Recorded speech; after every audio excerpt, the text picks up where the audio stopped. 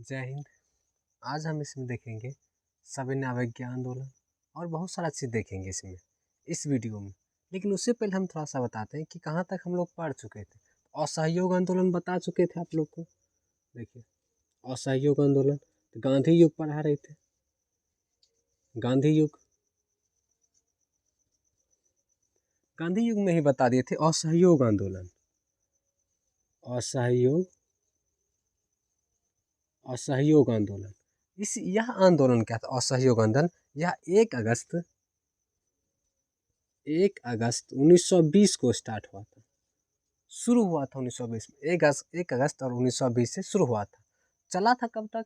तो ये चला था 12 ये था 12 फरवरी 1922 तक चला था। कब तक चला था? 1922 तक चला था।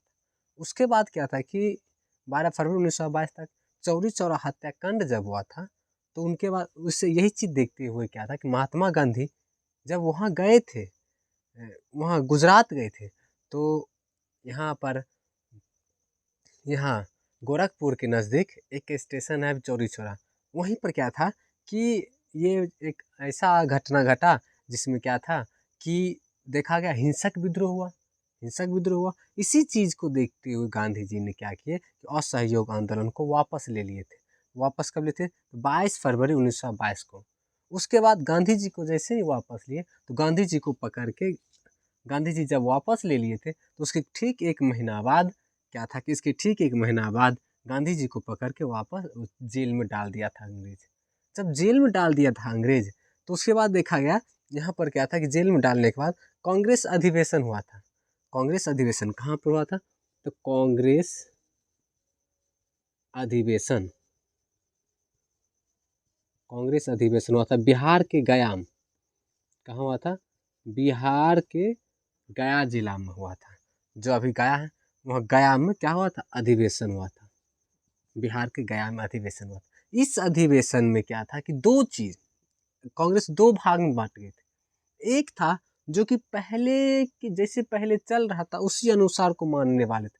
एक जो थे बोले नहीं, इस चीज़ को नहीं मानेंगे, अब आगे की ओर चल निकलेंगे। तो एक था परिवर्तनशील, एक अपरिवर्तनशील। ये 2 भाग में कांग्रेस डिवाइड हो गई। कौन कौन था? एक परिवर्तनशील, एक अपरिवर्तनशील। तो देखिए एक क्या था? अपरिवर्तनशील,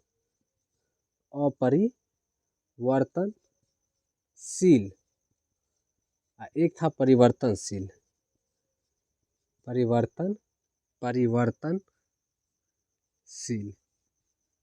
अपरिवर्तनशील में क्या था कि वो पहले के ही अनुसार चाहते थे।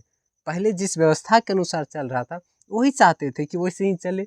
अब फिर परिवर्तनशील में जो था, इसमें बोला गया कि नहीं, इसे परिवर्तन करना है, हमें जिस तरह चलता था उस तरह से नहीं लेके चलना है। तो उस समय जो कांग्रेस अधिवेशन हुआ था, इसकी अध्यक्षता CR दास यानी चित्तरंजन दास जी कर रहे थे। किनका? ये कांग्रेस अधिवेशन जो बिहार में हुआ था, उनका कौन कर रहे थे नेतृत्व? तो CR दास कर रहे थे, यानी कि चित्तरंजन दास। उसी समय इसके बाद इससे पहले क्या था कि महात्मा क्या था कि चित्तरंजन दास और इनकी पत्नी वसंती देवी, चित्तरंजन दास और उनकी पत्नी वसंती देवी को सबसे पहले असहयोग आंदोलन के जुर्म में क्या था कि इनको जेल में डाला गया था। किनको? चित्तरंजन दास और उनकी पत्नी वसंती देवी को असहयोग आंदोलन के खिलाफ में उनको क्या था कि जेल में डाल दिया था अंग्रेज ने। जिसके बाद क्या था कि यहाँ पर क्या था कि ये लोग जब बाहर निकले, चित्तरंजन दास जेल से जैसे ही बाहर निकले, बाहर आके देखते हैं कि गांधी जी वापस ले लिए इस चीज़ को, असहयोग आंदोलन को वापस ले ली। इससे क्रोधित हुए थे। इसमें क्या था कि ये कांग्रेस अधिवेशन के बाद फिर एक अधिवेशन हुआ था, इलाहाबाद अधिवेशन। क्या हुआ था? इलाहाबाद अधिवेशन।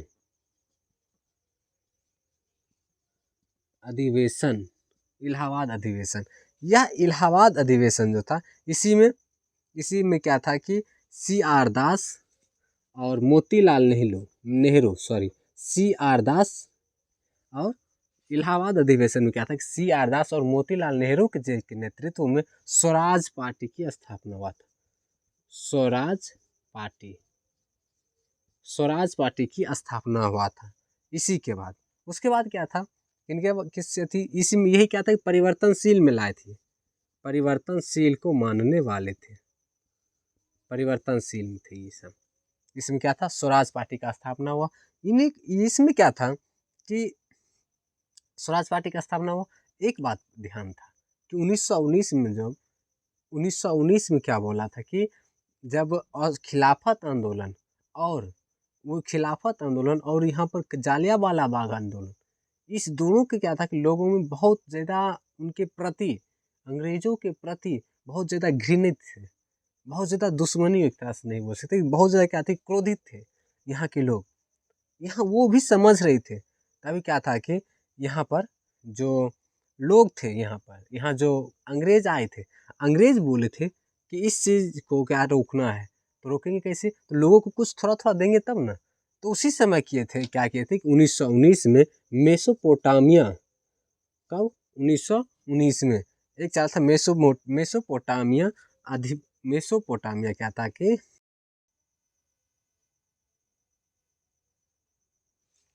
मेसोपोटामिया अधिवेशन लाया। यह अधिवेशन क्या कहते हैं, मेसोपोटामिया अधिवेशन क्या कहते हैं, सुनिए ध्यान से। मेसोपोटामिया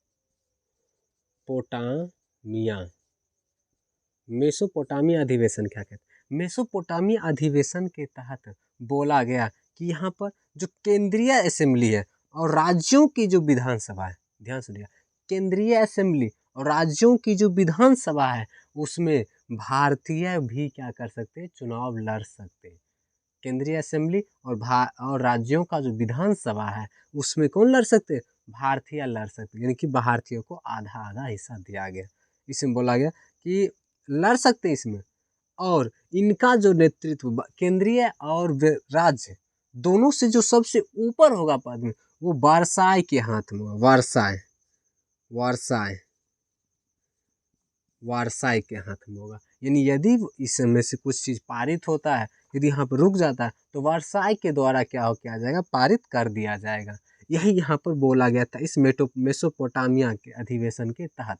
और उसके बाद क्या था कि सब लोग मान गए, चित्तरंजन दास और सब बहुत सारे लोग थे जो कि मान गए, बोले ठीक है ले जाइए, यहाँ से जाएंगे, कम से कम वहाँ जाएंगे तो अभी जो छोटे मोटे सड़क किनारे और कहीं कहीं जो इनका विरोध करते हैं, इससे अच्छा होगा कि संसद में जाके वहाँ पे विरोध करेंगे। यदि वहाँ पे जाकर हम लोग विरोध करते हैं तो क्या होगा कि वहाँ पर बहुत ज़्यादा बातों को सुना जाएगा, ऐसे यहाँ पर उतनी बातों को नहीं सुना जा रहा था। इसीलिए सोच रहे थे कि हम यहाँ से जाके संसद में जब हम पहुँच जाएंगे तो वहाँ पर विरोध करेंगे हर चीज़ का। इसीलिए बस क्या था कि जब वोट हुआ था तो उसके बाद इन्होंने क्या था कि पूरे 48% से वोट में जीत, यानी 100 में 48% लाए थे। 100 में कितना लाए थे, 48%। और 48% वोट लाने के बाद क्या था कि बहुमत के साथ ही कहाँ पहुँच गए, सांसद में। कौन पहुँचे थे, तो चित्तरंजन दास, और ये वहाँ पर चित्तरंजन दास गए। उसी समय क्या था, ली कमीशन एक चला था, ली कमीशन एक नियम आया था जिसमें क्या था, उसमें जाति को बना दिया गया। बोला कि जो सबसे ऊपर जाति होता है ना, उसके पास कुछ मेंटलिटी शक्ति ज़्यादा होता है, इसीलिए इस जाति को आगे बढ़ने दो। वहाँ जातिगत भेदभाव के अनुसार वहाँ पे आगे बढ़ने के लिए प्रेरणा दिया गया। कौन, तो ली कमीशन। उसके बाद आया था मूडी मेन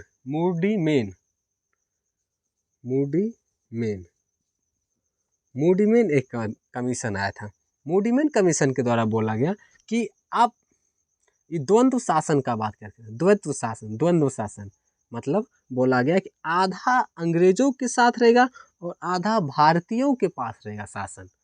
आधा जो केंद्र से नहीं, राज्य में जो रहेगा, राज्य में आधा राज्य का शासन रहेगा अंग्रेजों के पास और आधा रहेगा किसके पास, भारतीय के पास। ऐसा बोला गया। कौन, तो यहाँ पर इस मूडीमैन कमीशन के थ्रू बोला गया कि आधा किसके पास रहेगा, तो आधा रहेगा किसके पास, तो आधा रहेगा अंग्रेजों के पास और आधा रहेगा भारतीय के पास। और उसके बाद जब जीता, यहाँ से जीतने के बाद जब वहाँ गया था तो वहाँ पर था विठल भाई पटेल। कौन थे, विठल भाई पटेल। इन्होंने क्या था कि इनको ये थे स्वराज पार्टी के से कौन, विठल भाई पटेल। उनको क्या बोले, अध्यक्ष बना दिए, संसद के अध्यक्ष, केंद्रीय संसद के अध्यक्ष बना दिए। किनको, विठल भाई पटेल को। अब जब केंद्रीय संसद के अध्यक्ष बना दिए तो एक चीज़ याद रखिएगा, क्या होता है कि जब संसद में देखिएगा ना, तो उसके बाद जब कार्यकाल, और उनके बाद क्या था कि नेहरू जी के, और फिर CR दास यानी कि चित्तरंजन दास जी को, सबको कोई कोई कार्य दे दिया गया सरकारी में, सरकार के थ्रू। अब देखिएगा कि जब जाइएगा ना, तो जो सरकारी होते हैं उनके सब साथ में बहुत बड़े बड़े पुलिसकर्मी चलते हैं। और उसके बाद साथ में क्या होता है कि उनके जब टेबल पर बहुत सारे फाइलें रखी रहती है कि इस ना लंच के पहले ये सारा फाइल को देखना है, लंच के बाद इस सब फाइल को देखना, यानी कि ये सब इसी में बिजी हो गए, फाइल को ही देखने में बिजी हो गए। अब क्या करेंगे उधर का सारा काम। तो इससे क्या था कि इधर का नज़र सबसे हटने लगा सबका। अब नज़र इस तरफ से हटने लगा तो अब सब क्या करते हैं, यही चीज़ था।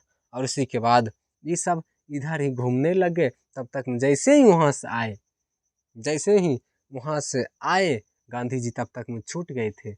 और जब छूटे वहाँ से, जैसे ही जेल से निकले, जेल से निकलने के बाद सब लोगों को एक जगह इकट्ठा किए और इकट्ठा करके बताने लग गए। सबको आए बताए और बताए कि यहाँ पर जो सब एक टुकड़ों में विभाजित है, जो सब ग्रुप में बना हुआ है, सब एक में आ जाए, एक ग्रुप बना ले। क्योंकि अंग्रेज भी चाह रहा था यदि टूटा रहे। अब जैसे मान लीजिए आप, यदि कोई एक काम बोलता है क्या, जो अंग्रेज से मांगता है कि अंग्रेज आप हमारा इस मांग को पूरी कीजिए। अब वही मांग क्या होता है कि दूसरा कोई जब मांगता है तो बोलेगा उसके अनुसार दूसरा है और आपके अनुसार दूसरा, हम किसके अनुसार दें, किसी के अनुसार नहीं। इसी बात को देख ध्यान में रखते हुए गांधी जी बहुत दूरदर्शिता सोचते थे। उन्होंने बताया कि ऐसे काम नहीं चलेगा, सबको एक साथ आना पड़ेगा, एक जगह मिल के रहना पड़ेगा, तभी जाकर हमें आज़ादी मिल सकती है। इस चीज़ को बताए गांधी जी ने। और गांधी जी क्या किए, बताए, और बताने के बाद गांधी जी सबको एक, उसके बाद बेलग्राम, कौन, कर्नाटक में एक जगह जो बेलग्राम नाम का, बेलग्राम अधिवेशन में बुनकर सबको इकट्ठा किए थे। बुनकर जो कपड़ा बुनते हैं या बहुत सारे जो काम करते हैं, उस बुनकर को एक जगह इकट्ठा किए और उसमें बताए कि आप सब भी एक धरे। जैसे पहले क्या था कि बुनकर भी अपना अलग बना लिए थे ग्रुप, उसके बाद स्वराज पार्टी इधर बन गया, अलग बन गया था, और सब अलग अलग बनते जा रहे थे। तो सबको थी बुला के एक जगह पर ला लिए। तभी उसी समय उसके बाद क्या था कि तिरंगा में क्या था कि चरखा का चित्र बनाया गया। चरखा देखे होंगे, तिरंगा में चरखा का चित्र इसके बाद ही बोले थे बनाने के लिए, ताकि, और फिर उसके बाद बुनकर सबके मनोबल और बढ़ गया कि नहीं, गांधी जी सही बोल रहे हैं, गांधी जी हमारे हितों में काम कर रहे हैं। इसके बाद क्या था कि गांधी जी और इतने सारे काम करने के बाद स्वराज पार्टी के भी सब लोग मान गए और सब एक में आ गए। लेकिन एक ऐसे थे जो कि नहीं माने थे, वो थे मुस्लिम लीग के मोहम्मद जिन्ना। वो इस चीज़ से नहीं मान पाते थे, बोलते थे हम नहीं मानेंगे ये सब चीज़। इसी के कारण क्या था कि भारत की ये नेहरू रिपोर्ट आया, तो नेहरू रिपोर्ट का विद्रोह वही करने वाले थे। उसके बाद 14 सूत्री लाए थे इन्होंने, ये मोहम्मद जिन्ना ने, उनका भी तो बात नहीं माना गया। इसका यही कारण है। यदि उस बात को वहाँ पे मानते, यदि एक साथ रहते सब, तो फिर देखा जाता यहाँ पर अंग्रेज का भी कुछ नहीं चलता। तो यही कारण है।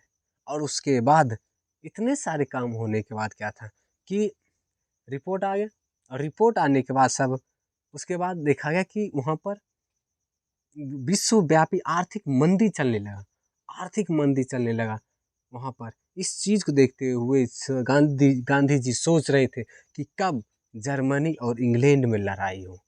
यही चीज़ सोच रहे थे, क्योंकि जर्मनी उस समय जर्मनी इंजीनियरिंग के क्षेत्र में बहुत ज़्यादा आगे निकल गए थे। इसीलिए यदि उससे होता लड़ाई तो इनका आर्थिक और कमज़ोर पड़ जाता। और द्वितीय विश्व युद्ध की आशंका उसी समय से शुरू होने लग गया था, 1930 से ही। और इस नज़र में वही थे, वो सोच रहे थे। तभी क्या हुआ कि वहाँ पर उसके साथ दोनों में कुछ मतभेद हुआ और लड़ाई शुरू हो गया। जब लड़ाई शुरू हुआ तो इधर से गांधी जी समझ गए कि अब लड़ाई शुरू हुआ, अब इस यहाँ पर बहुत अच्छा मौका है। तभी क्या था कि उधर वहाँ के जो प्रधानमंत्री थे, वो यहाँ के जो वायसराय थे, उनका नाम था इरविन।